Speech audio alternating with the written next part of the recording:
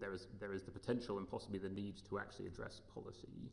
I do think that this committee and the Treasury Committee, by holding regular hearings on the Risk and Sustainability Report, have made a really big contribution to drawing attention to that work. When I started out, that we had hearings about the EFOs, but not hearings about the FRS. And I think that's definitely helped bring attention to those areas, those issues around risks and sustainability.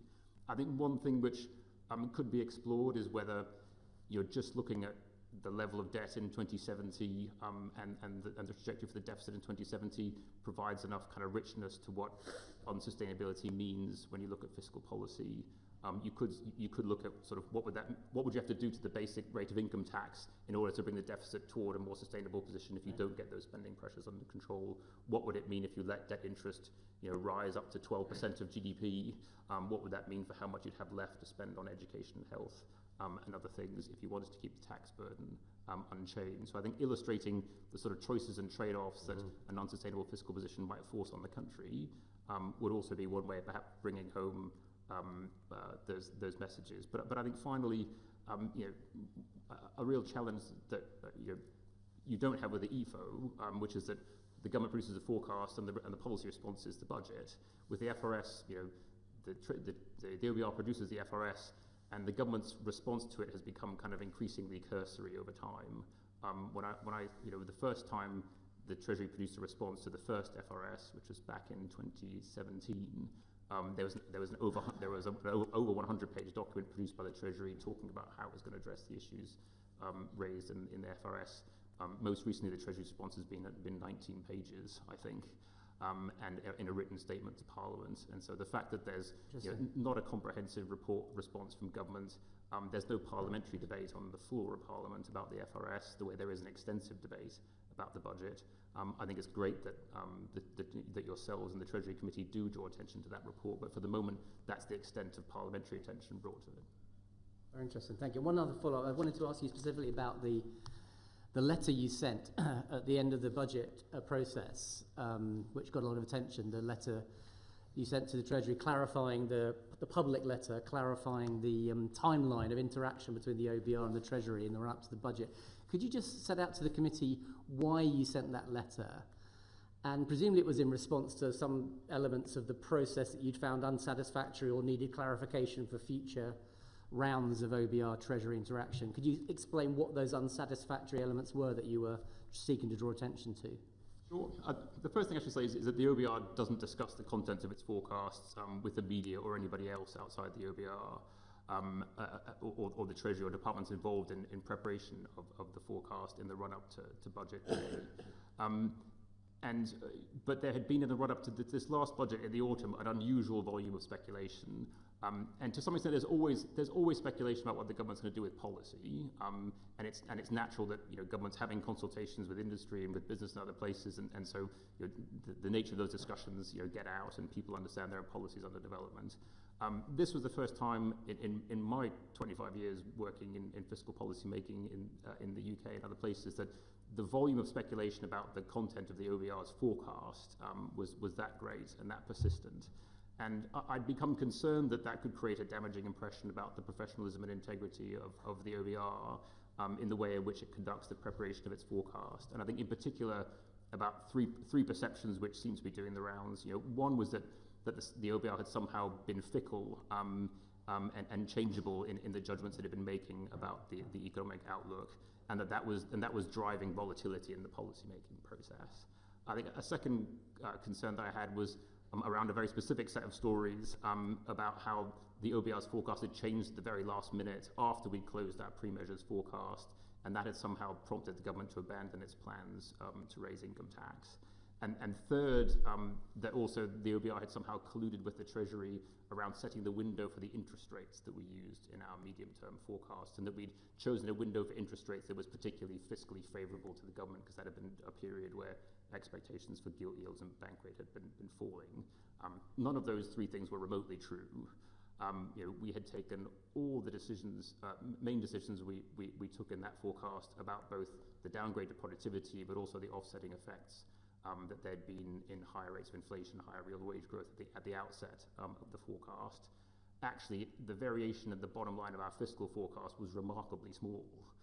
between the first round and the final pre-measures round of our forecast.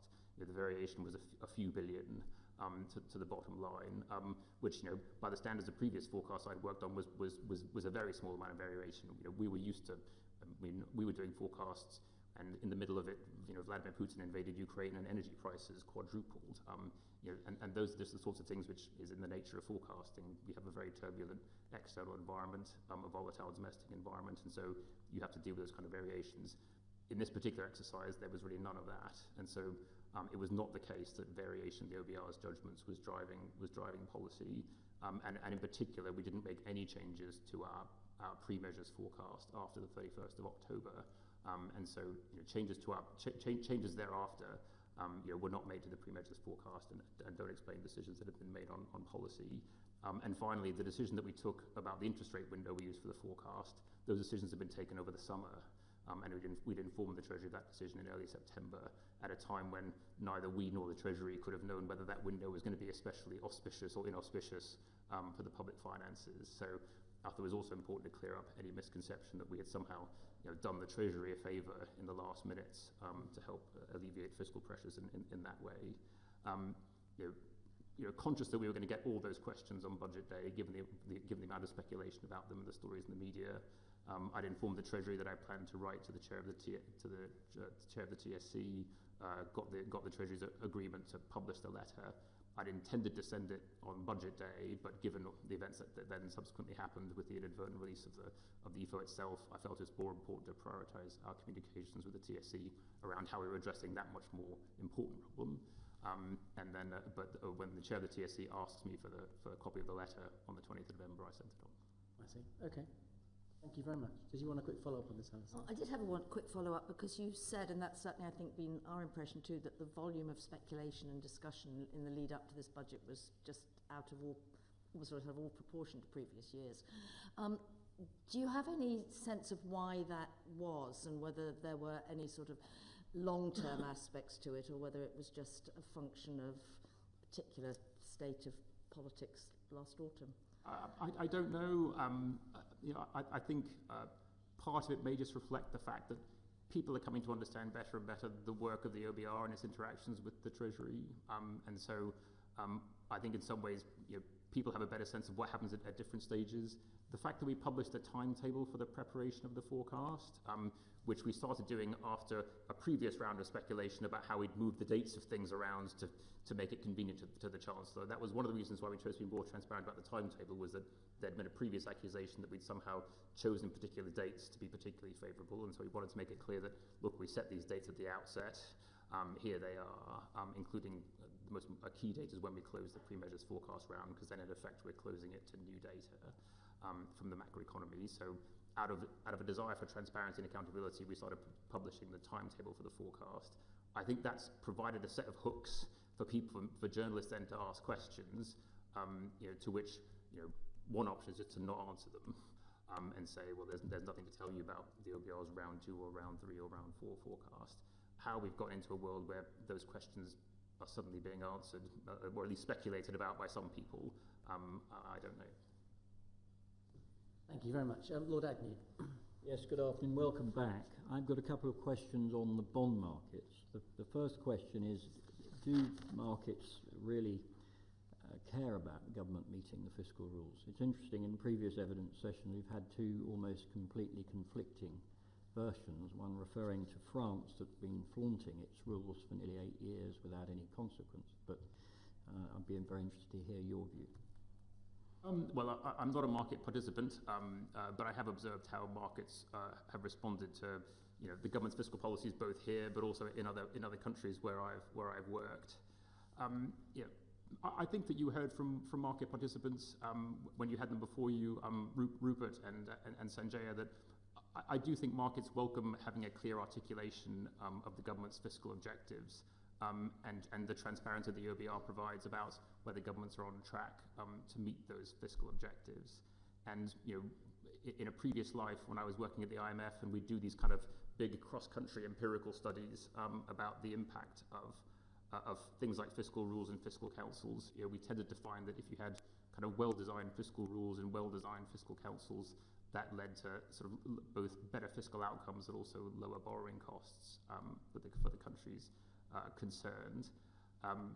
I think we've had our own natural experiments here in the UK back in the autumn of 2022 when we abandoned both fiscal rules and the fiscal forecasting function that the OBR provides, and that led to quite a big and large and adverse market reaction and contributed to what was the increase in bond spreads of up to 100 basis points at its peak in the aftermath of the so-called mini budget. And I think it was also telling that kind of once those institutions were turned back on and you had the government re-established some fiscal rules and brought the OBR back into the process for forecasting it, that those spreads against US treasuries and German bonds more or less disappeared, at least for a time. So I do think that markets value a clear statement of government's fiscal objectives. I do think they value the transparency that the OBR provides about the outlook for the public finances. And while it's true that countries like France have lower borrowing costs than ours, I mean, they're under a great deal of fiscal stress and their borrowing costs have been rising. And I think it's always tricky to compare the UK with other countries that are within the Eurozone because, to some extent they have a backstop in their bond market provided by the European Central Bank, and they also have the sort of disciplining power of being part of the Eurozone and the European system, where there are other instruments that impose fiscal discipline, whereas when you're outside that system, you've got to create those constraints for yourself. We don't. The government here doesn't have the kind of backstop that Eurozone countries have clearly been demonstrated to have had by recent crises. I think in an earlier session with us, you mentioned that there'd been a tremendous number of changes to the fiscal rules over the last 15 years. I think it may have been as many as 10 changes. So doesn't that make a slight mockery of the process, and has it changed the way the bond markets view our behaviour fiscally?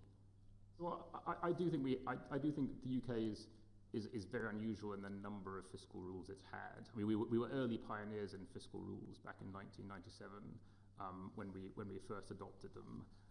But since then, I think the average shelf life of a fiscal rule in the UK is 2.8 years. And that goes back to 97. If you take it from 2010, the average fiscal rule is around for about 1.8 years. So I don't think we should be terribly surprised that fiscal rules are not binding on fiscal outcomes. They tend to not be around long enough. And I also, I mean, it's not since 2005 that I'm pretty sure any fiscal rule has actually been around long enough for it to be assessed in outturn. It was always being assessed in prospect. And more recently, the fiscal rules we've had are only assessable in prospect, right? Because they're always about what's going on in the forecast rather than what's going on in outturn. So I do think both the lack of permanence that fiscal rules have had in the UK has meant that we shouldn't be surprised that they're not particularly binding 4, 5, 6, 10 years ahead, because they're very likely to be changed. And the fact that they always have this rolling nature means that even if the objective of the rule is to get the current budget into balance, you've always got a few years to get there. And so those rolling rules always provide a constant excuse for not making progress toward your final destination. And I mean, for example, at the moment we've got a deficit of around 5% of GDP at the moment. The government's objective is to get it down to 2.5%. But that objective at the moment is not being met for another 4 years. That'll eventually become 3, but even so, I mean, the government can repeatedly show a plan for getting to its objective without ever getting it under the rules that we've got. Thank you very much. Lord Lamont. Could I follow up on some of the questions that were raised earlier about the pre-budget situation? On the 14th of November, the Treasury briefed that it was rowing back on what it had previously briefed on the 4th of November about proposed possible income tax increases. Professor Miles, when he appeared before the Treasury Select Committee, said, "I think our concern was that there seemed to be a misconception that there had somehow been some good news, because I think the Treasury briefing had referred to better news." Was that a misconception? Perhaps you could comment on that. And secondly, the Chancellor of the Exchequer repeatedly saying before the budget that the productivity review had downgraded productivity and this meant lower tax increases. But was the productivity review not meant to be delivered in confidence to the Treasury? On the first question, we made no changes to our pre-measures forecast after the 31st of October. So when we closed our pre-measures forecast, and all of the major judgments that we'd made about the outlook for the macroeconomy, both on the downgraded productivity, but also the offsetting effects that had happened, that we had made to inflation and real wages, which offset more than offset the downgraded productivity. Those judgments had been made in the round one forecast. So to that extent, there was no good news about the pre-measures forecast after the 31st of October. Because that forecast had been closed, and also those main judgments, including the offsetting effects of higher inflation and higher real earnings on things like income tax and VAT, those judgments had been made at the start of the process in early September. And it was those bits of briefing in the media, which I should say, were attributed to Treasury sources. One never knows what those sources exactly mean, and they weren't words that came out of the Chancellor's mouth, but they had created a misconception that we had reopened our pre-measures forecast after the 31st of October, and I thought it was very important to correct that misconception. The Shadow Chancellor, Mel Stride, is making a speech today about the OBR, in which I understand from what I read in the Financial Times that he's saying the OBR is a very valuable institution and ought to be preserved. But he also poses some questions. A couple of them were quoted in the FT. The first is the economic modelling used by the OBR sufficiently flexible to fully capture the dynamic of impacts of policy? I think that's probably referring particularly to taxation policy. And then secondly, he says the OBR should be prepared to be more open-minded about innovative approaches, even if there's little evidence that they've been tried before in the UK and shown to work. Are you open-minded about this, and what do you think about the first question about the dynamic effects? Well, I look forward to catching up with Sir Mel's speech, and he's somebody who's made a lot of fiscal policy in his life, and he's also chaired the Treasury Committee, so he knows a lot about the work of making fiscal policy, but also the work of the OBR in forecasting it. I think the OBR has dynamic models for assessing all of government policy, both on the tax side and on the spending side. As I'm sure we'll get onto later in the session, over the last 3 years, the OBR has taken a much more transparent approach to trying to assess the so-called supply-side effects of policy changes, and show its working in its documentation about how things like reductions in taxes on labour supply can boost boost the labour supply and boost people's contribution to the workforce. How reductions in taxes on business can boost business investment. How changes to the planning rules can boost house construction. So we have tried to be more transparent in the way in which we capture those dynamic effects in our forecast. Previously, they'd always kind of been implicit in our economic and fiscal forecast, but we felt as though both for the sake of transparency and accountability for the judgments we were making, but also for the sake of providing more predictability to policymakers about what kind of dynamic effects we might assume, that it was only fair to provide more detail about how we make those judgments. And I should say we're always open-minded and keen for people to provide us with input, evidence, analysis that can help inform those judgments. We always based any judgments about, be it the effect of tax changes on people's employment choices, the effect of planning reforms on house building, we always drew on what were the best empirical studies out there in the literature. If they existed in the UK, that was great, because they would take account of all the peculiarities of the United Kingdom. If they existed for other countries, we would do our best to transpose them onto UK experience and context. And so we always try to draw on the best empirical literature we would find. We did think it was important to have some empirical grounding to those judgments, and we are blessed in having lots of really good macro and microeconomists in this country who do lots of work on these kind of areas. One thing which I think the OBR and the government could do more is that where there are areas that it knows it has an advanced and future policy agenda, to actually get some good pieces of analysis to say, well, look, you want to make this change to labour taxation, or you want to make this change to business taxation. What would a good panel regression show you about the impact of that on people's decisions to work or remain at home, or businesses' decisions to invest or not invest, so that when those policies are mature and announced to Parliament, the OBR is in a position to actually take full account of their impact. Lastly, and very briefly, does the UK have the right fiscal rules given the current economic fiscal circumstances? Was policy tightening at the start of this Parliament, given the background situation, appropriate? In other words, is the fiscal framework too pro-cyclical? I guess one thing I'd say, fiscal policy was actually loosened at the start of this Parliament, right? The fiscal rules that we now have in place are amongst the loosest that the UK has had in its history, in that sort of balancing the current budget means that the government can borrow based on its current investment plans up to around 2.5% to 3% of GDP every year. And as I said, because it's a rolling target, it only needs to get there in 3 years' time rather than be there at any point in time. So at the moment, it's allowing us to run a deficit of just under 5% of GDP. And most of that is structural, right? The economy looks reasonably close to trend given where inflation and unemployment are. So much of the borrowing that the government is doing right now is structural borrowing.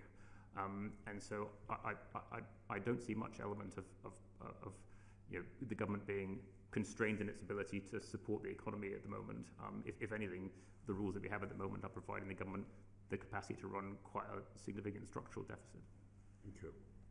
Just a quick follow-up on that. So one of the things, obviously, that this Chancellor has done is change the debt, the measurement of debt, in terms of changing it from targeting net debt to net financial liability. It says, has that changed the way government approaches borrowing, you think? Are they taking advantage of that, or is behaviour switched as a result of the change of the way we measure debt?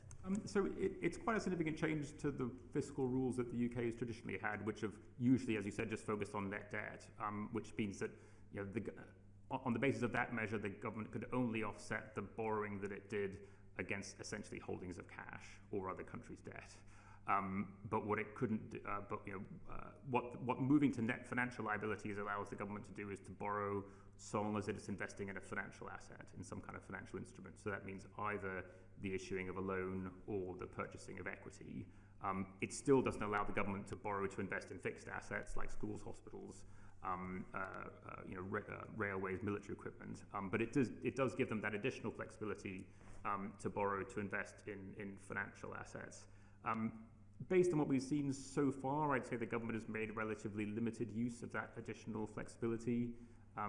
Back in the spending review they announced over the summer, looking out over the next 3 or 4 years, the government increased the amount of sort of what's called financial transactions, so loans and equity investments, by around £2 billion per year, which is not a very significant increase in that kind of investment given how much they're doing elsewhere.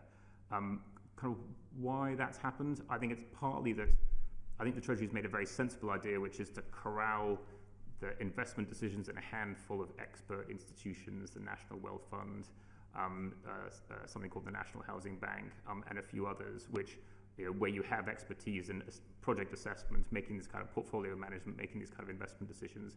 Some of these institutions are very new, and I think it's just taking a bit of time for those institutions to get going. But I think another reality is that in practice, the government is still constrained on just the gross financing side.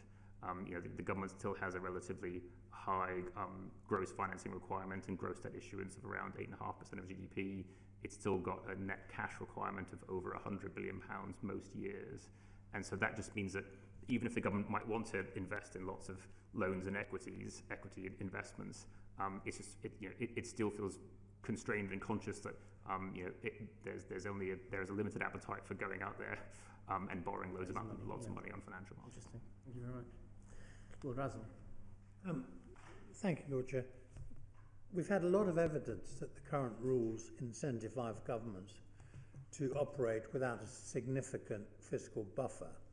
Indeed, some of us, not our evidence, but certainly I suspect that the Chancellor this time had to rather mask what she was doing to increase the headroom in all the run-up discussions in order to avoid pressure from her party, or indeed the Tory party, to reduce taxes, her party to increase expenditure.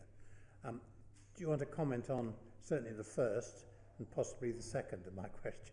I'll comment on the first, which is that, as I said at the outset, the current rules that the UK has are relatively loose by historical standards and by the standards of fiscal rules that other countries in Europe impose on themselves.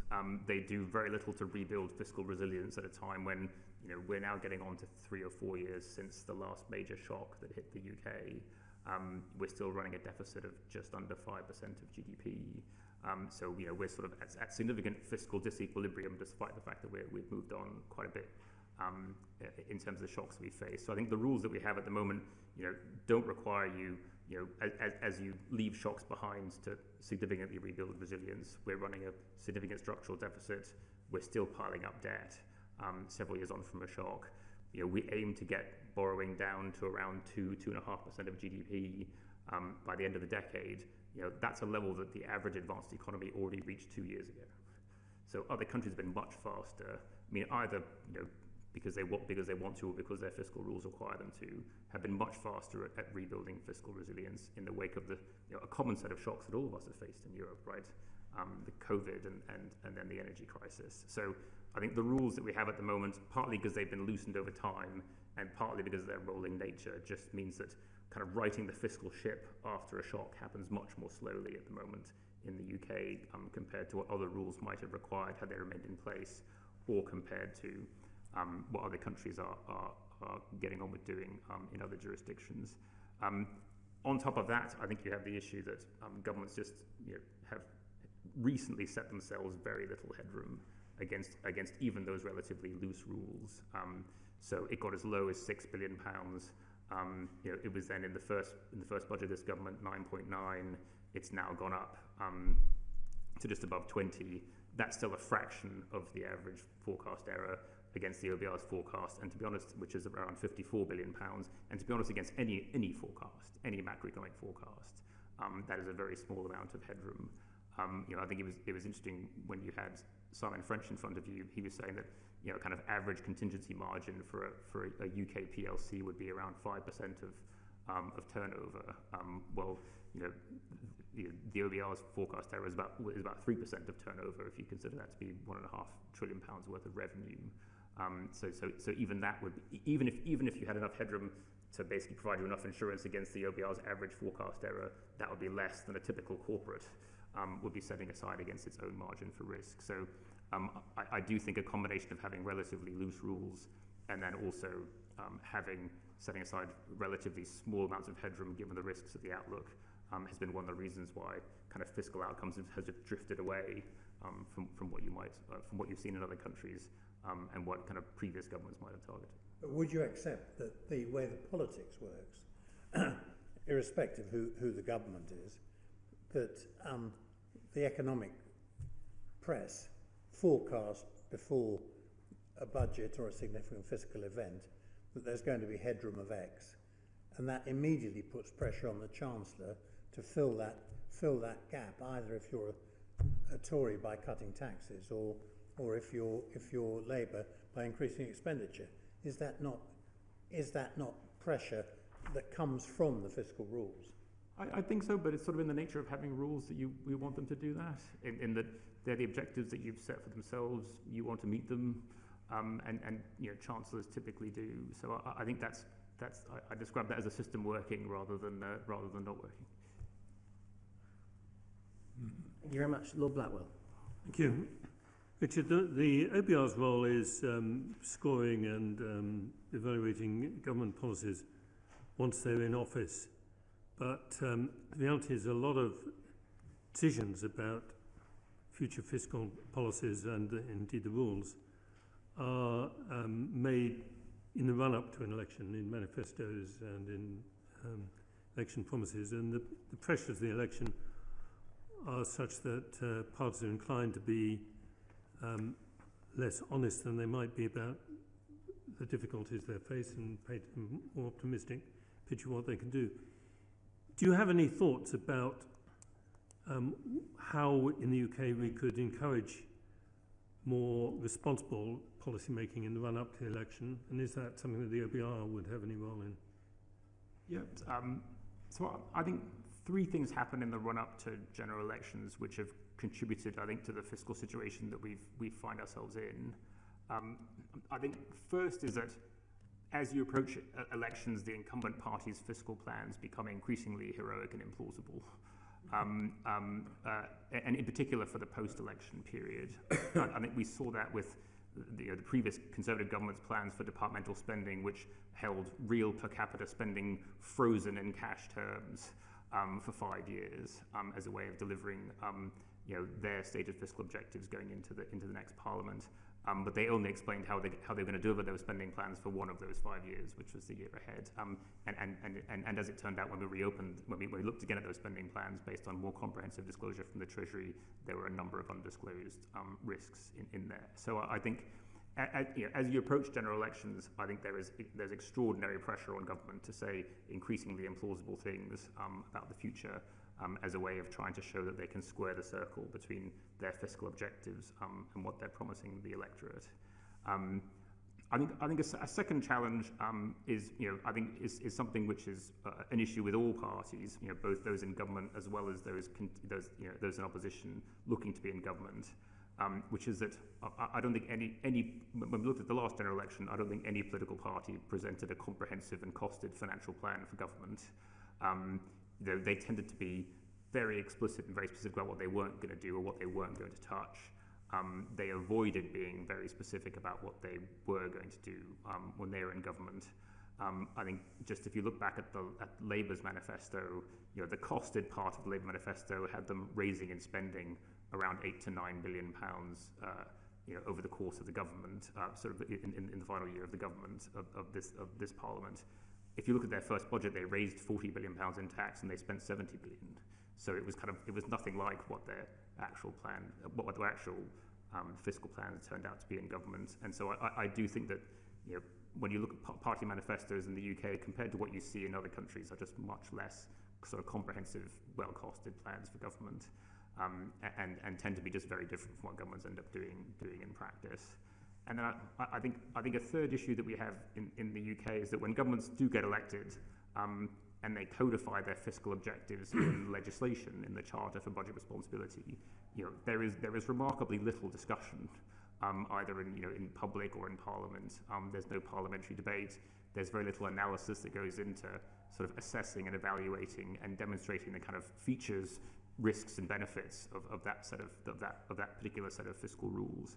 And I think, as a result, fiscal rules tend to be very tied to the person of the Chancellor, but they seem to have much less buy-in from the governing party, from the rest of Parliament, whereas in other countries, fiscal rules just last longer because there's just much more buy-in to the fact that people think these are the right rules for the country. They should guide fiscal policy making until these objectives are met.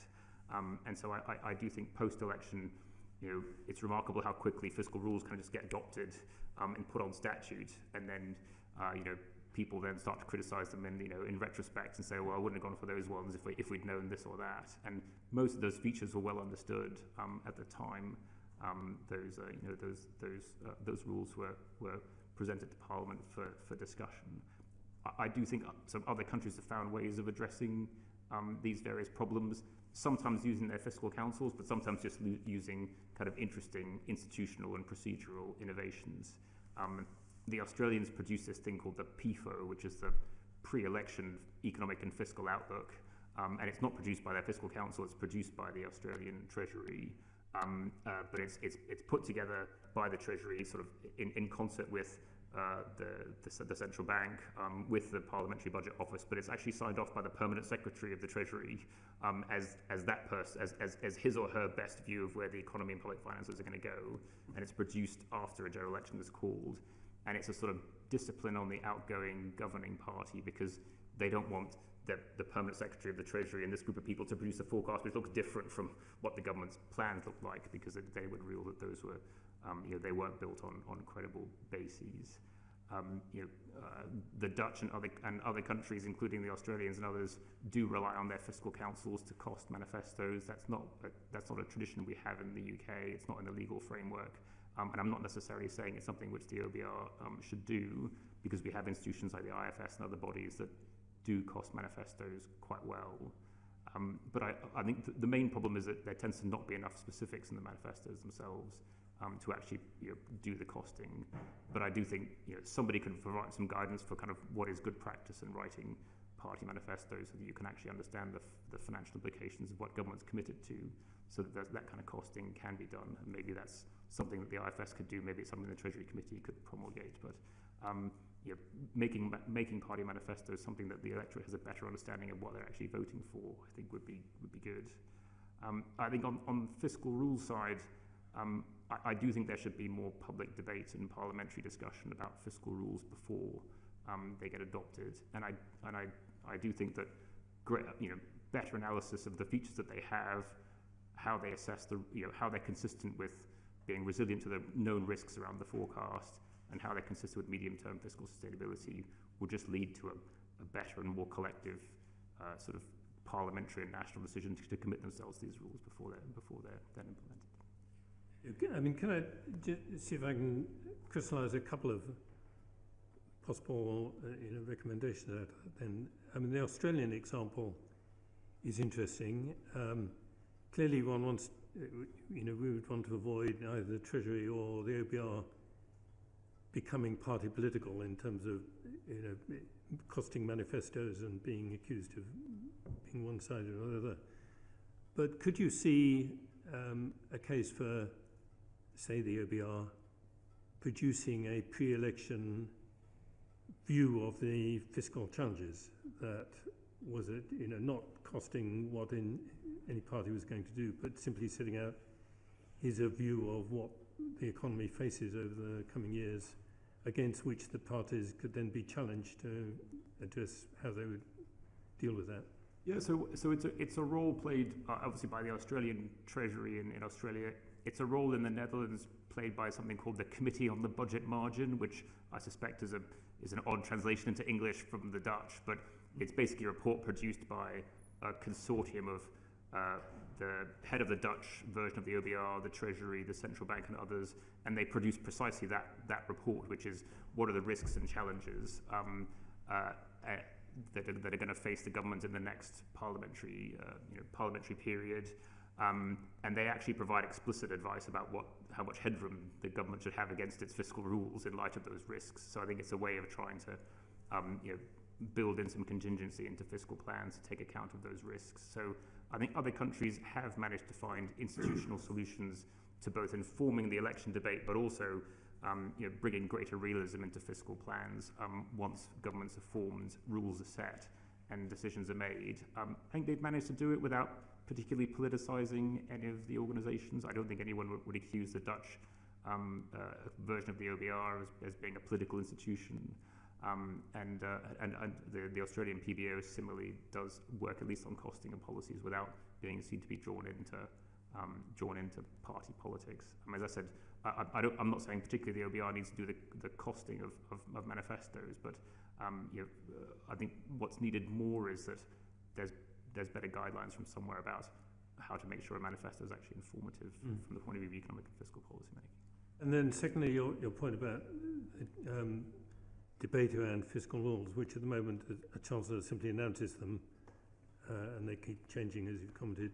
So could you imagine a situation where, and maybe the Bank of England ought to be part of this, Bank of England, the OBR, the Treasury, set out some possibilities and that there is a period of discussion before they're adopted?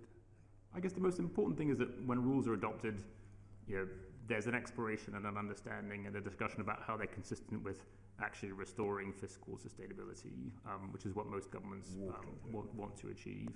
And I think also that either the design of the rules themselves or in the amount of margin set aside against them, that margin is consistent with what are the known risks around the forecast, which are both the inherent risks in any forecasting process, which, as I said, for the OBR on average 4 years out is over 50 billion, but also just known risks and pressures that everyone knows at the moment are unfunded, be they things that come from the geopolitical sphere, be they just volatility of interest rates and market conditions, be they just the ordinary economic cycle. I think kind of stress testing rules before everybody commits to them and demonstrating their kind of features and risks, I think is something which we could do a better job at before we just kind of go snap and say, right, these are now our permanent fiscal rules which we're going to stick with for a Parliament. Thank you. Thank you very much, Lord Burns. Thank you. Richard, I mean, you mentioned that the OBR does the long-term exercise, and we agree that it's been very welcome innovation and it's provided some very valuable analysis. But could more be done to encourage governments to actively manage fiscal risks and safeguard fiscal resilience over a longer period? You say there could be a better response from government to your reports, but is there anything in the present architecture that means that these long-term pressures receive so little attention? I mean, some of the numbers that you have produced for the longer term, and to say they're scary is to minimize them. And in a sense, there's a general view, this cannot happen. Something else is going to have to intervene. And are there any changes in the way in which this is all conducted that could mean more discussion about the longer term public expenditure issues and tax reform? I mean, I'm staggered by the extent to which the work that you do in this area really does receive little attention. It's not just that it doesn't receive press attention, but it doesn't seem to inform debate within government.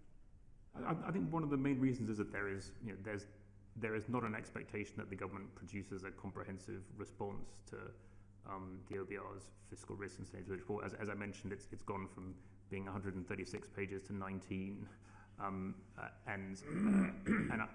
I think if you want to know what the government's response is, there has to be an expectation on government to produce a response, that I think is more comprehensive in terms of explaining how its overall fiscal strategy is consistent with meeting its fiscal rules over the medium term, given the risks that the OBR has identified, and then maintaining fiscal sustainability in the long term, given what we know are the pressures on the public finances.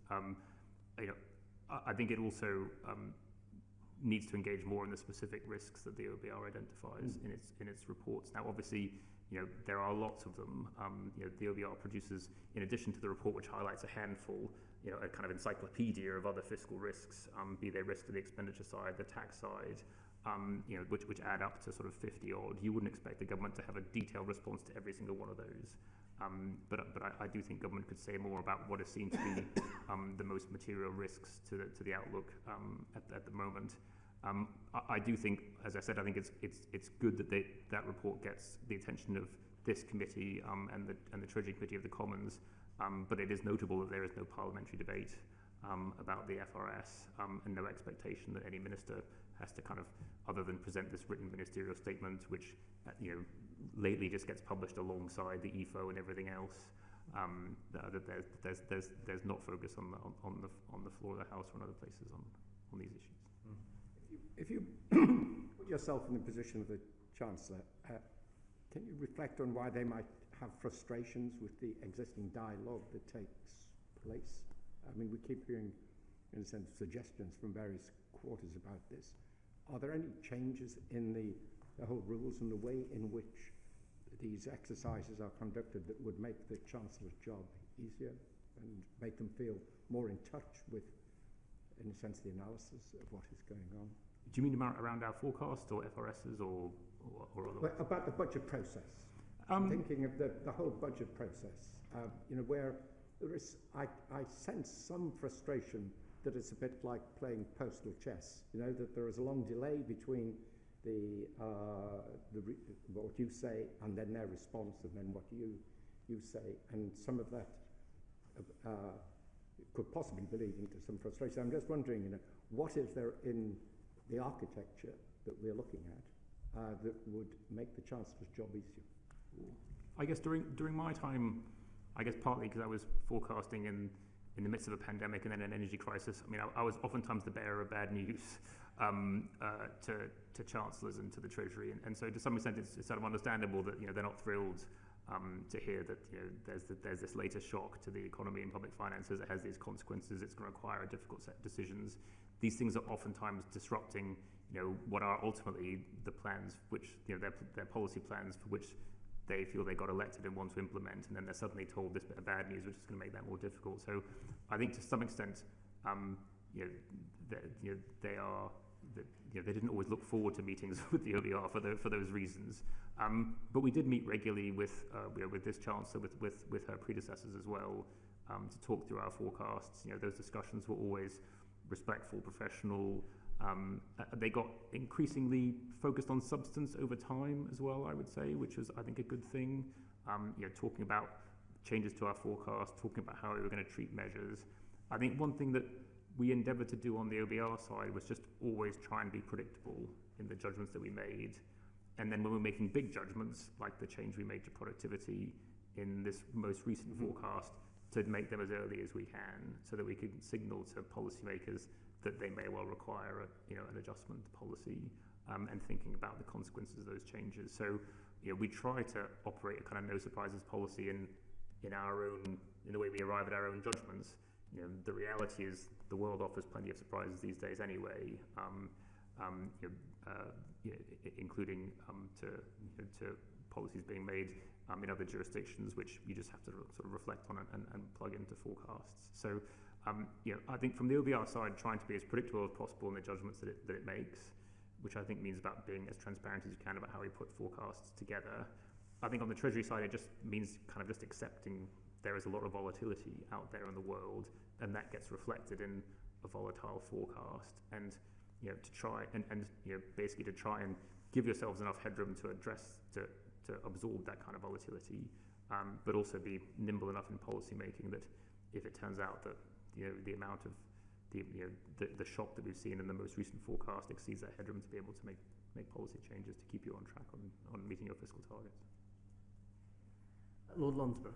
Thank you, and good afternoon. Many commentators describe the OBR as policing government policy rather than simply being a forecaster and assessor of fiscal policies. And I'll give you a couple of examples. I'm sure you're familiar with them. Last week, Julian Jessup, the economist, described the OBR as the economic equivalent of football's VAR, overly fussy and constantly second-guessing government decisions. Andy Haldane described the OBR as, quote, inhibitor, not enabler of growth. And David Susskind, in a similar vein, described the OBR as the ultimate arbiter on the government's plan to achieve economic growth. In other words, judge and jury. What do you make of these assessments? Well, I don't agree with them. And why is that? So the only powers that the OBR has are those that are given to it by Act of Parliament. These are powers delegated, by vote of people in this House, which were to produce a forecast and analyse the risks around it, to assess whether the government's on track to meet its fiscal rules, and to cost government policies. And those are the three things which the OBR has done throughout my predecessor's tenure, throughout my tenure.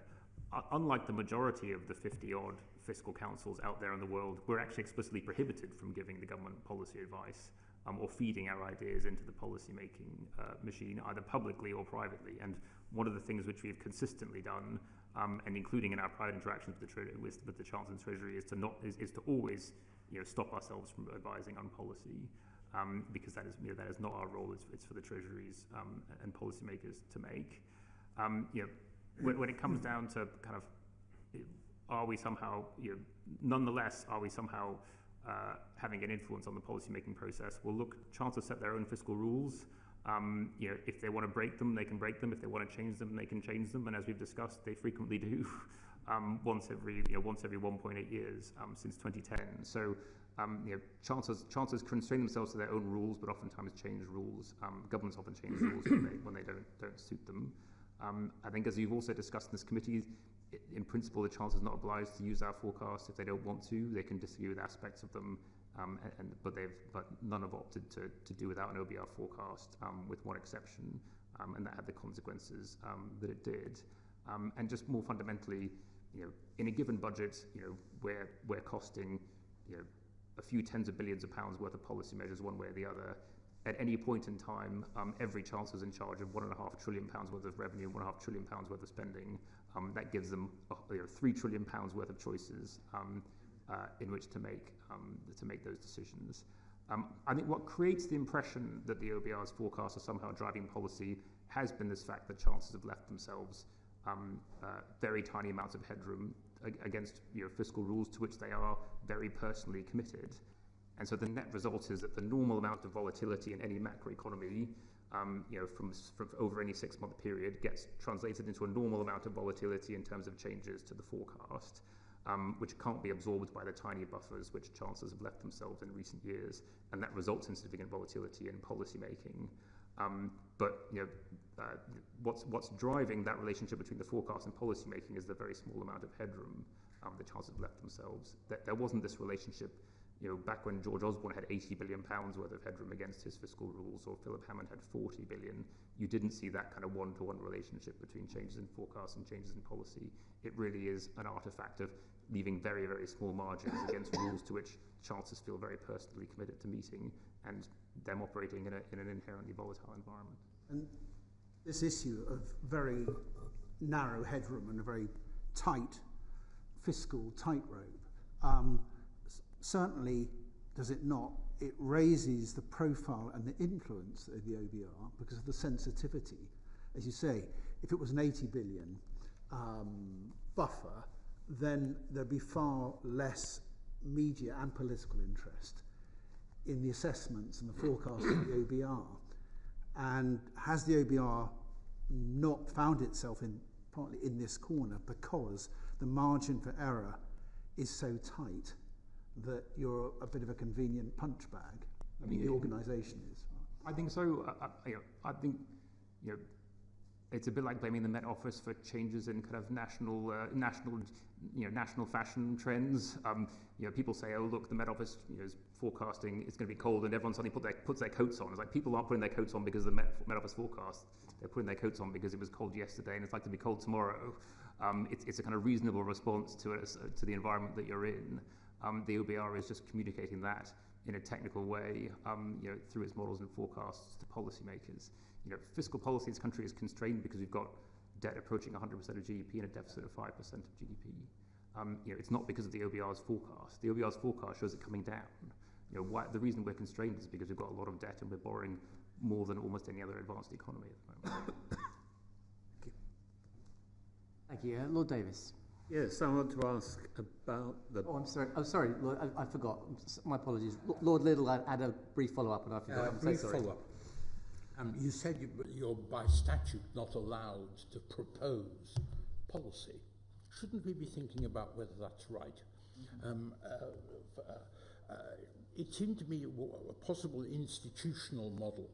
I mean, the Conservatives tried, and I was very in favour of it, setting up this Economic Strategy Council with Andy Haldane to come up with bold ideas for how we promote growth in this country, for which there's a wide political consensus that is the top priority of the government. I mean, wouldn't it be right for the OBR to actually tell the government, look, if you're serious about promoting growth, what you should be doing is this and this and this, because that is what our models tell us. So I think Parliament in its wisdom has prohibited us from doing so. Yeah. I do think it was a good decision and a prescient one, in that I've seen and worked with fiscal councils in other countries where they provide precisely that function, which is providing policy advice for government, to government about what to do about the fiscal situation. And I think what tends to happen is they just become another voice in the cacophony of voices feeding into fiscal policy.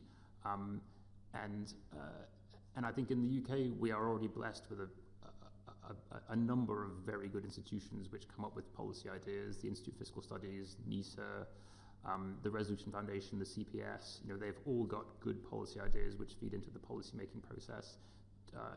I suspect if you asked people in the OBR what their ideas would be, they would sound an awful lot like what you hear from those institutions, depending on the topic. And so I don't think people who work in the OBR are particularly privileged in knowing what to do about what the right policy solution to a given societal problem is. I think they also have no legitimacy in providing that kind of advice because they're not elected, and they don't work closely with ministers. I think what they're good at and have proven themselves good at is kind of forecasting the economy and actually costing the ultimate policy decisions of government. I don't think if in the end the OBR started providing policy advice, it would add very much to the policy debate, which is already enriched by these other institutions. Apologies, Lord Davis, over to you. I wanted to ask about the budget responsibility committee, and whether it's right that it should be 3 members. I know this is an issue that I understand this is an issue you've thought about, but before directly answering the question, could you just give some idea about how the committee actually works in practical terms? Are there other people present who make substantive contributions as well as those who have the final vote? Yeah.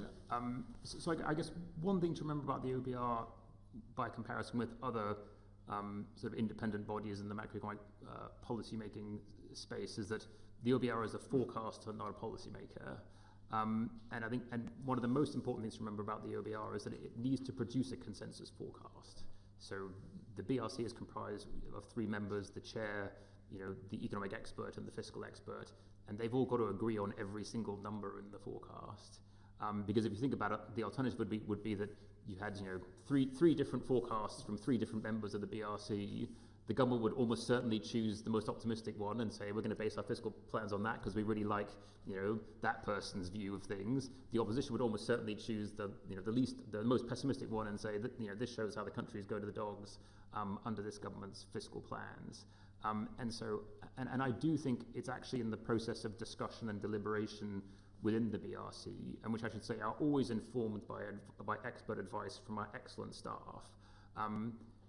About kind of where we think things should go. And obviously, when I was there, David's voice had a lot of weight on the economic forecast side because he's a much more experienced macroeconomist than I am. Tom always had more weight on the fiscal side because he was much closer to the fiscal details. But all the decisions we made collectively. Every number in the forecast we stood behind as a group of people. And so I do think if you were to expand the number of people on the Budget Responsibility Committee and try to make it more like the Monetary Policy Committee of the Bank of England, where you had kind of 9 different perspectives and 9 different voices, well, none of those 9 people have to sign up to the bank's forecast. It's kind of a staff forecast, but they've all got their own individual views about where they think the economy is going and how interest rates have to respond. And what they do have to do is make a decision about, one thing, which is interest rates. Whereas, the OBR has to operate by consensus.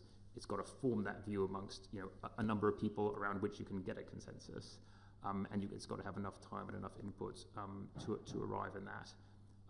I do think if you expanded the number of people on the committee significantly, inevitably what you would get is, because it has to produce a consensus forecast, you just empower the most outlandish view, because they would have a de facto veto on the consensus. And so you would end up pulling the forecast to one or other extreme, depending on who wanted to hold out until they got the particular view of where they thought the economy or the public finances or a particular costing were going. So I think you have to keep the BRC down to a manageable number of people so that you can all get behind a consensus forecast as informed by the analysis that staff do.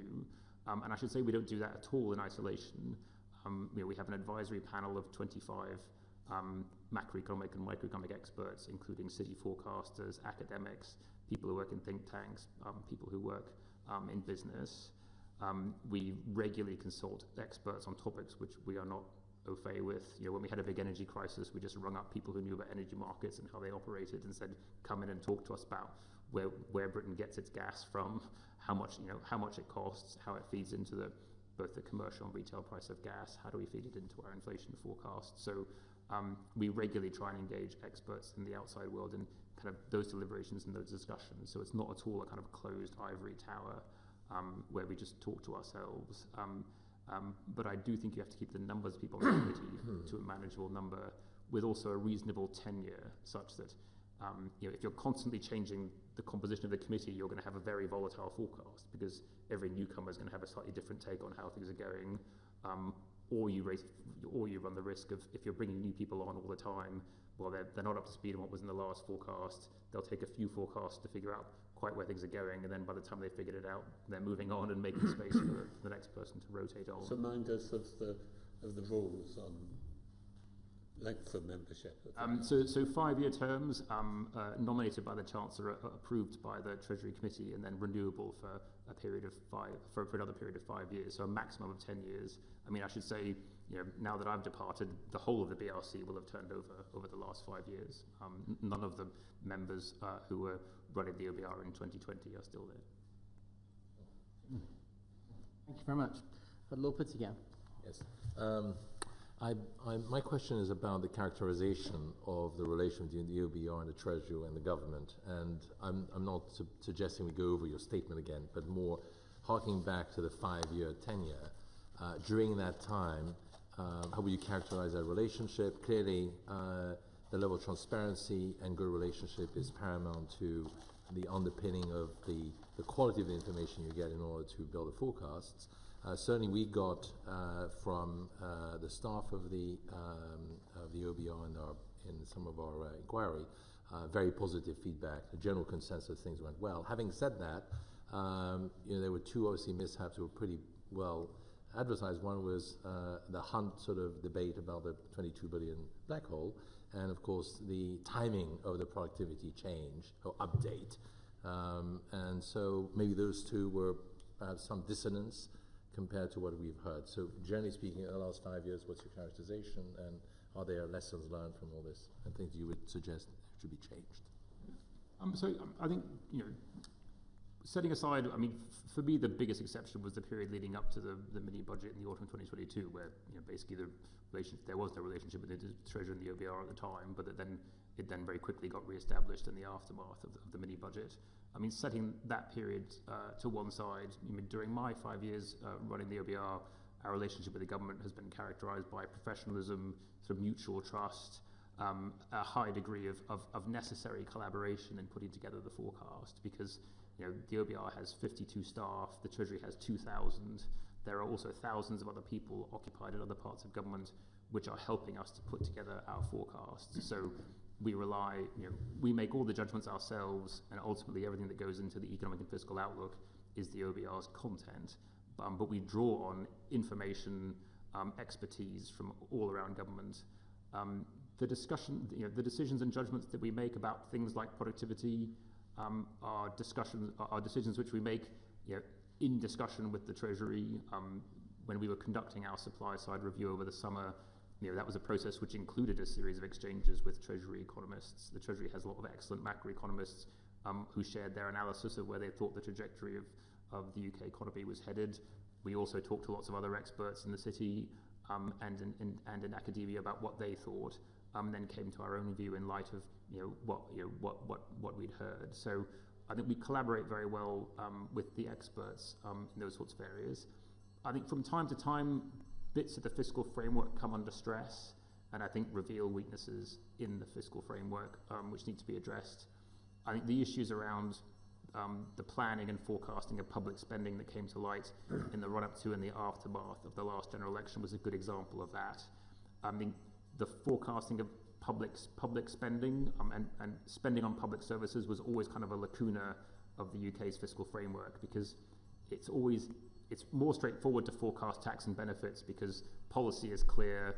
If you leave it unchanged, you just run tax policy through how many hours are being worked, and you figure out what that means for income taxes over the next 5 years.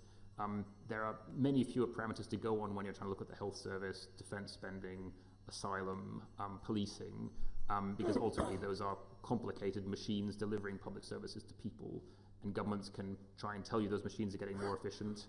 They can try and tell you they've got plans to bring spending down. But what was revealed in the run-up to the last election was that the Treasury was aware of risks and pressures on those budgets, which they should have disclosed to us at the time we were doing our March forecast, and they didn't.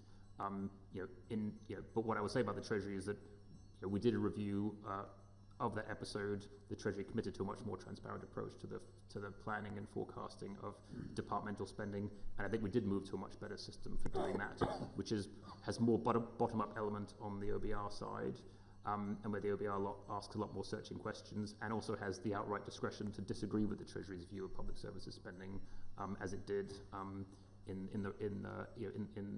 its last forecast. And so I think where weaknesses in the framework get revealed, I do think the OBR and the Treasury are quite good at getting back together and figuring out how to close them. The same was true about how to close the gap revealed by the mini budget, which was the ability of governments to basically announce major fiscal policy decisions without an accompanying OBR forecast.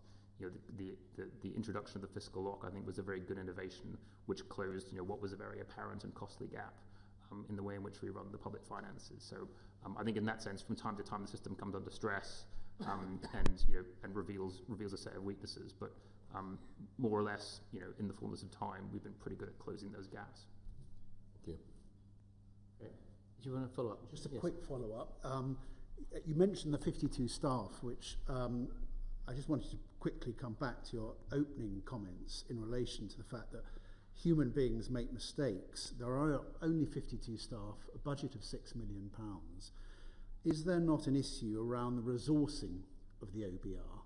You're saying from time to time it comes under particular levels of stress, but it seems to me a low level of a resourcing for an organisation that we've already discussed has a very high profile. I think the OBR is the right size for the job that it's got at the moment. And I should say it's grown quite a bit since it was first established. It started out with around 17, so it's significantly larger than it used to be.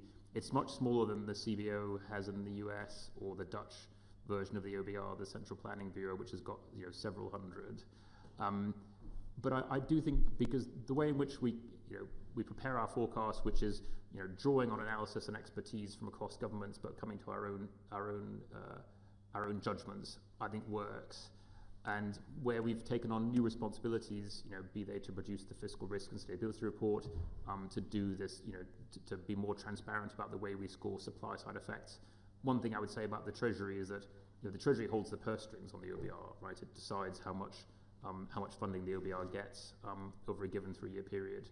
At no point when the OBR has been given new responsibilities in legislation has the Treasury not provided the resources that go along with that. So I do think the OBR is reasonably well resourced for the job that it's given.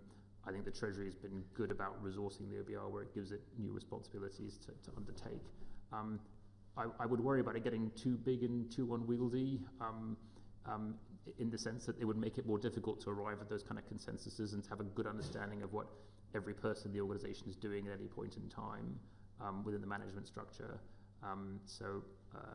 But I think we try and do things as cheaply as possible, because when you're called the Office of Budget Responsibility, you want to make sure that you manage your budget responsibly, even when it's only £6 million. Thank you, Lord Turnbull.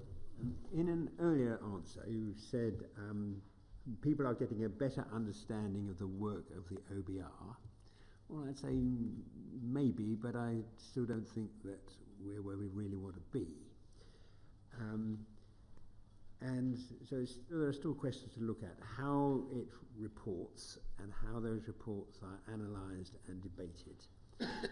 There are some clear improvements. The expanding of the fiscal margin, I think, is definitely an improvement.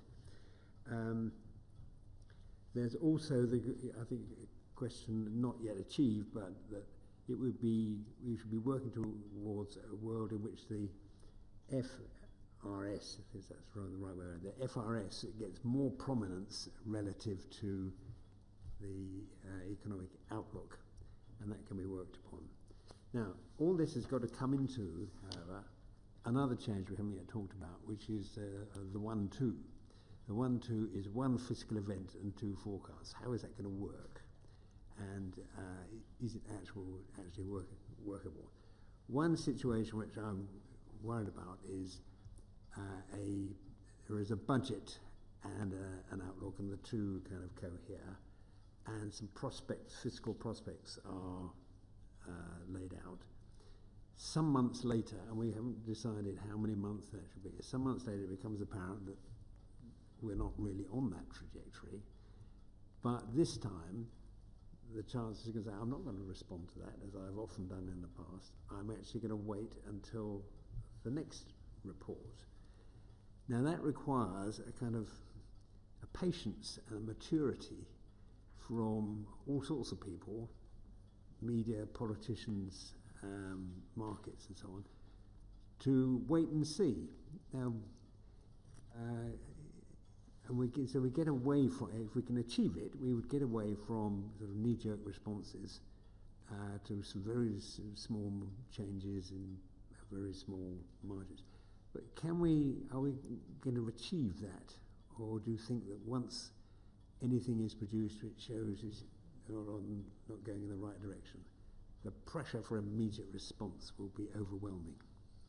Well, I think it's easier to achieve if you've got more headroom against your fiscal rules. And in the spring forecast, you're less likely to be at risk of missing them. So I think more headroom just gives government more space, more time and space to deliberate about policy without facing those kind of immediate pressures about what you're going to do, about the fact that your rules are either on track to be missed or close to being missed. So I think having a bigger margin against any rule you set for yourself has to be part of the answer. I think also, it must be possible because nearly every other country in the world does it this way, which is that most other, like every other advanced economy produces at least 2 economic and fiscal forecasts a year. Almost every other advanced economy just has 1 budget a year, usually in the autumn. And they treat the spring forecast as a kind of a mixture of a sort of update, kind of health check on the economy and public finances on the way to a set of decisions in the autumn, and a sort of firing of the starting pistol on a kind of longer preparation of the budget between spring and the autumn. I mean, I'd say at the moment, a kind of one challenge we have in this country at the moment is that there's quite a short gap between the autumn forecast and the spring forecast, which means you're then going to have a very long gap between a spring forecast at the beginning of March and then a budget whenever it's going to happen in the autumn. Most other countries spread it out so that it's more like 6 months and 6 months, but that's those timings can move around. I do think thinking about the spring forecast is something which provides the context and framework for thinking about fiscal policy making. Over the course of the summer into the autumn. It provides government to do something which I think it does less and less of for reasons I don't fully understand, but just consultation on policy options and choices, as opposed to just making policy decisions very rapidly with relatively little consultation in fiscal events. Now, part of that was driven by shocks, but if you have a period of relative peace in the economy and in the fiscal outlook, that gives you more time to consult on options, think about them, and then actually implement them and announce them, the final details in the budget. So I think using the spring forecast as a thing that sets the framework and context for a discussion and dialogue with Parliament and with the public about policy options for addressing whatever fiscal challenges get revealed in the spring, I think it is the way that the budget process works in other countries, and I don't see any reason why it couldn't work that way here. Is there a need before this next spring forecast for someone to say something about how it is intended that this system operates? In other words, don't expect me to simply respond as people have done in the recent past. If you wait until you get there, and people still won't have an understanding of why you're changing it in this way and what are the benefits that you can extract from it, which you've just set out. I think it would be helpful. I think it's always helpful when governments just explain how processes are going to work, because lots of stakeholders have stakes in the outcomes. I mean, the OBR has been clear that in the spring, it will continue to produce forecasts for the current balance and for net financial liabilities. So you will be able to see the trajectory of those things. What the government has said is that it won't treat the spring forecast as a formal assessment of those rules, and so it won't feel obliged to respond with policy to any changes in those forecasts. And that is the way fiscal policy making works in most other countries, which is they consider that thing to be a sort of interim check, and then they reconcile things in the autumn and bring things into line with their fiscal targets in the autumn. And if the spring forecast reveals a bit of breathing space, they have a think about how they might use it up. If the spring forecast reveals a deficit against where they want to be, then they've got a process between the spring and the autumn in thinking about how to fill that gap with policy. And so, I do think clarity about how that process will work will just help make it more predictable. And in my experience, the more predictable processes are, the better they tend to run, and the more satisfied people are with the outcomes. Thank you. Baroness Wolf. Yes, my question relates to the OBR's recent experiences with dynamic scoring of supply-side effects of fiscal policy. And indeed, it's a return in a way to the discussion that you had with Lord Liddell about the OBR's role in recommending or affecting policy. And I totally accept that your job is not to propose policies, but I'd like your view on how important the scoring is and whether it's appropriately important in determining the policies that governments actually adopt. And I'm not sure that this, I don't think this is anything you can avoid, but I'd be very interested in your views on this, because, for example, when we had Robert Choate and Andy King here, they talked about the fact that the process of scoring can make for quite a difficult OBR Treasury relationship, because clearly the Treasury wants you to score stuff and say it'll have a wonderful effect, and you might disagree. And you referred to the fact that you tried to be as transparent as possible and look at the evidence, but of course, you know, academic and statistical and recent history is always going to be partial, and there's going to be a lot of uncertainty. And this also has a knock-on effect, not just in direct relationships with the Treasury, but with what the Treasury basically encourages ministers to propose and not to propose. And as I said, I don't have any solution for this, but I would be very interested in your comments on the experiences and the fact that, for example, you've upped the bar and lowered the bar, and whether there are any conclusions you have about going forward, whether maybe there's too much transparency, or whether one should just make the bar very high, or any general conclusions about this. Yeah. So I should start out by saying that the OBR was always very transparent about how we're talking about assessing the economic effects of policy measures. Yes. So usually fiscal policy measures, but sometimes also regulatory policies and other kind of changes. The OBR was always very transparent about how it calculated the demand side effects of fiscal policy. It used a set of fiscal multipliers. They were around since Lord Burns was in the Treasury. They're pretty standard. They're re-estimated from time to time. But you know, they take the package as a whole and then apply it to aggregate demand. The effects are always temporary, because ultimately you can't stimulate demand forever. At some point you start pushing up inflation. There's an interest rate response, and that brings demand back into line with supply. I think what we're talking about here on dynamic scoring is what we decided to do back in 2022 was to be much more transparent about the economic effects of policies on the supply side of the economy, where we made a decision early on, you know, that we couldn't do it for everything, and that we had to be selective, but that it was important to be more transparent for a number of reasons. I mean, one is that it was always implicit in our forecast. It was sometimes coming as a surprise to the Chancellor when we would say that particular tax change is having this effect on labour supply, which may or may not offset what you think you're doing. And that we needed to be more transparent about that.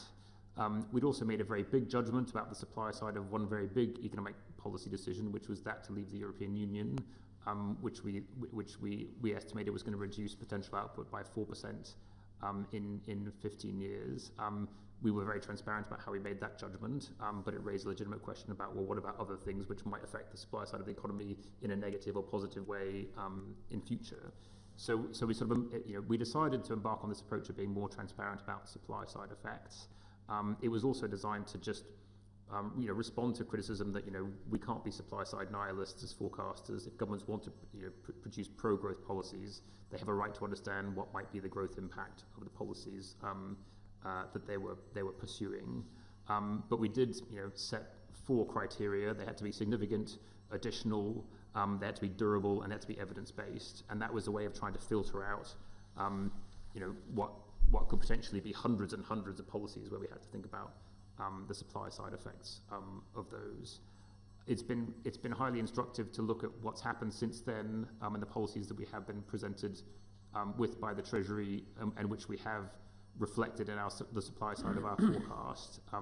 We had 19 over the course of 5 fiscal events.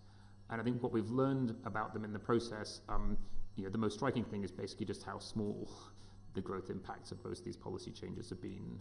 The average effect of those 19 policies was to change potential output by 0.04 on the level in 5 years' time. So an even smaller amount on the growth rate over those 5 years. So generally speaking, a lot of what government was announcing as growth initiatives were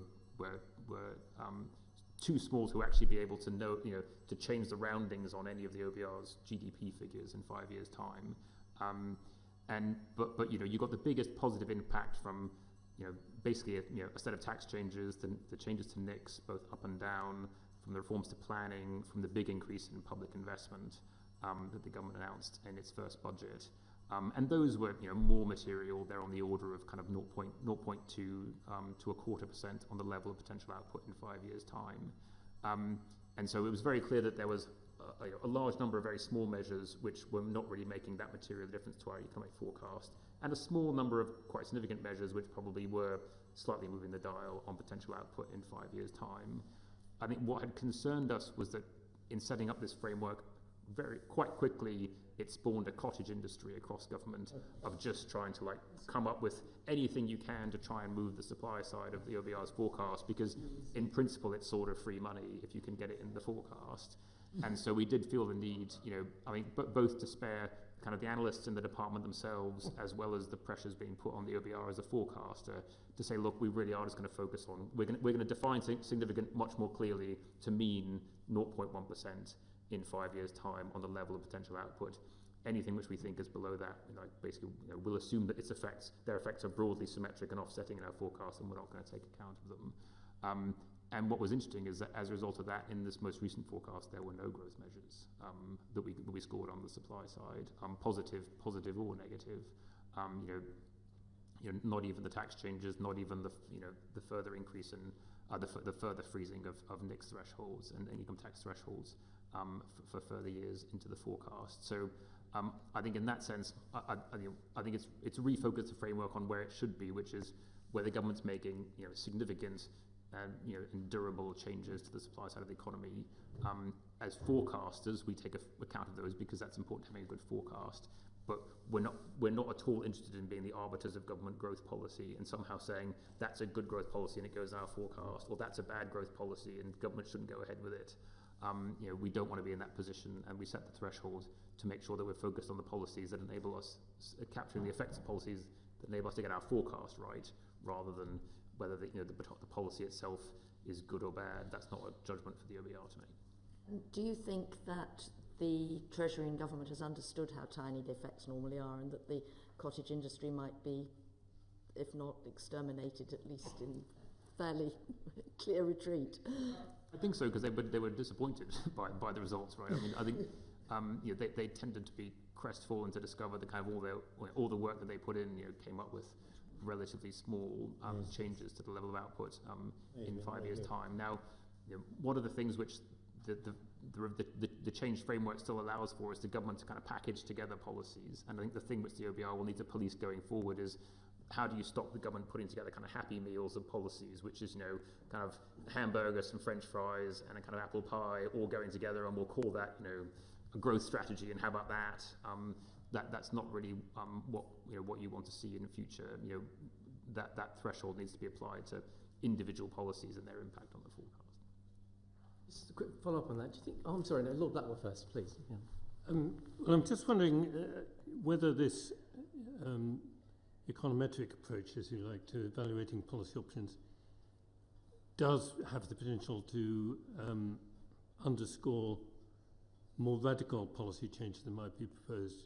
So let me just explain what the modelling approach is effectively a bottom-up view of the economy, that there are millions of individuals whose actions contribute, and if you can model those accurately enough, it sort of determines what the next phase of the economy is going to be, and you can just technocratically, as it were, project that forward. There's another view of the economy that says a few big decisions by a few people actually shape the economy and the way people react. Entrepreneurs who created Microsoft or an Amazon, or change the way people think about investment.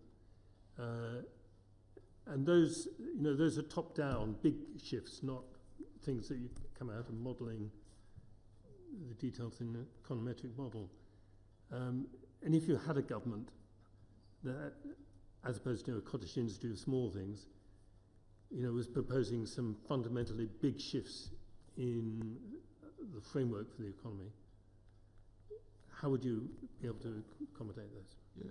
So I mean, the OBR is comprised of technicians, who are tasked with trying to think about how to forecast things, and I think it is a good discipline on governments to try and produce evidence for their assertions about the transformative effects of their policies. And I do think there would be nothing wrong with a government that said, we think this policy is going to have a transformative effect, and here is the evidence, to support that assertion, rather than just assert it.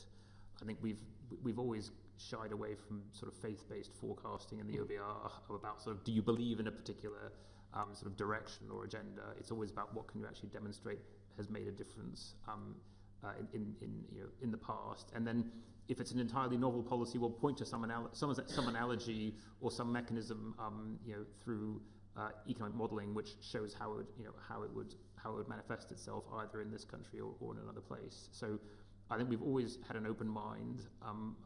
I think there's we would definitely encourage more work on what kind of policies have the right kind of growth effects.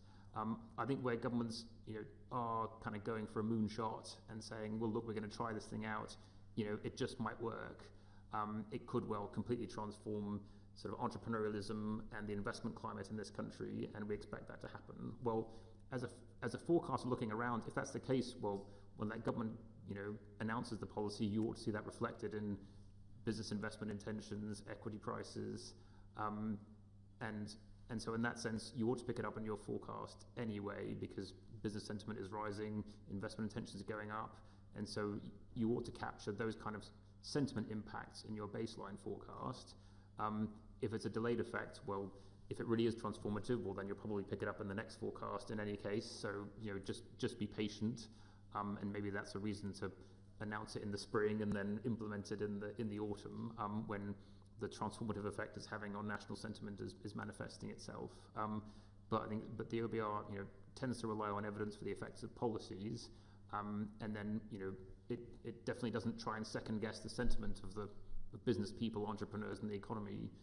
It draws those from the best indicators we can get of, kind of business sentiment and others. So yeah. Thank you, Lord Vergy, over to you. Thank you for your contribution today, Mr. Hughes. It seems we've lost a very good contributor to UK economic policy. My question today is, obviously we've covered this in your whole evidence session, but could you give us 2 or 3 really important recommendations you would like to see in our report, and key issues that you would like to see us emphasize in our report? I think the most important thing I could say is that I do think this committee is asking the right questions, and that its inquiries that it's had in this session and all the previous ones, which I've watched, I think you're exploring the right avenues, which are around how can we make our fiscal rules more binding on fiscal outcomes, because clearly the UK is increasingly fiscally vulnerable and an outlier. Compared to all other advanced economies. We've got the 6th highest debt, the 5th highest deficit, and the 2nd highest borrowing costs amongst 35 advanced economies. That's not a good fiscal place to be. And so our fiscal framework needs to deliver more binding and more sustainable fiscal outcomes, and thinking about how you can do that through the design of rules, and also finding ways of building in institutionally better amounts, higher amounts of headroom against those rules, which is commensurate with the risks to the forecast, I think is also a second thing which is really worth thinking hard about in the UK context. And as I said, other countries seem to have come up with institutional solutions to dealing with those things. And then finally, I think this committee's focus on how to bring more prominence and public and government attention to the management of fiscal risks and the maintenance of fiscal sustainability by getting a stronger sort of government and policy response and a richer discussion in Parliament and in the wider country about these issues, I think is really important. So I would encourage you down all those lines, but I wouldn't be so bold as to offer specific solutions. I think the only other thing I would say is that I think the importance of avoiding any councils of despair and thinking that somehow these problems are insoluble. all of our fiscal problems are man-made, and men and women need to be their solution. And so I do think that this country in the past and a host of other advanced economies have actually managed to get themselves out of fiscal difficulty and get themselves into more sustainable fiscal positions, some of which were in much worse positions than we were a few years ago, if you look at countries in Southern Europe. So it's clearly possible to tighten up fiscal frameworks, deliver more responsible policies, and get better fiscal outcomes. And I'm really pleased that this committee is focused on these kind of questions, because I think they are of increasing urgency. A couple of quick follow-ups, Lord Lamont and then Lord Razzle. Well, you've given us brilliant evidence, I think, this afternoon. I'm afraid I was just a little bit disappointed in the last answer you gave, because you declined actually to do what I was hoping you would do and give us a very specific sort of architecture. I mean, we all know the system is too easily gamed. It's absurd that you should have compliance with the rules when debt is following in the last year, but it's actually higher than it was at the beginning of the period.